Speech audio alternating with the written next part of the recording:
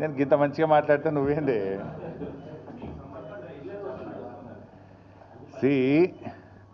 Social మీడియాలో వచ్చిన వార్తల మీద ట్విట్టర్లో నేను అదే రోజు ఖండించిన. ఒకటి.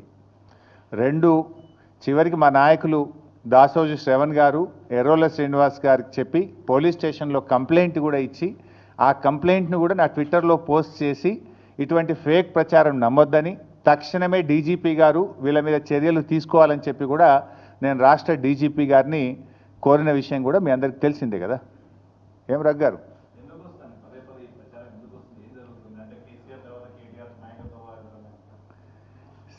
ఆ పంచాయతీ లేదు మా పార్టీలో. నేను చాలాసార్లు కూడా చెప్పాను, మీరందరూ కూడా చూసింటారు. ఒక్కసారి కాదు, కొన్ని వందల సార్లు చెప్పి ఉంటాను. ఇవాళ కేసీఆర్ గారు మా పార్టీ అధ్యక్షుడు.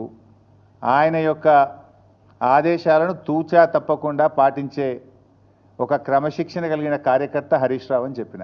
ఇది బహుశా వందల సభల్లో చెప్పిన, టీవీ డిస్కషన్స్లో చెప్పిన, ప్రెస్ మీట్లలో చెప్పిన, చిట్చాట్లో చెప్పిన, అనేక సందర్భాల్లో కూడా చెప్పిన. సో మీరు అన్నట్టు కేటీఆర్ గారికి నాయకత్వం అప్పచెప్తే స్వాగతిస్తాను. డెఫినెట్గా ఐ కోఆపరేట్. ఒక కార్యకర్తగా హరీష్ రావు పార్టీ నిర్ణయాన్ని, కేసీఆర్ నిర్ణయాన్ని ఎప్పుడైనా శిరసా వహిస్తాడు తప్ప గీత దాటే వ్యక్తి కాదు.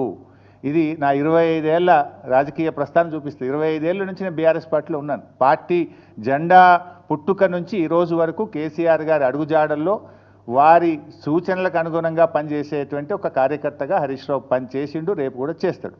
Thank you.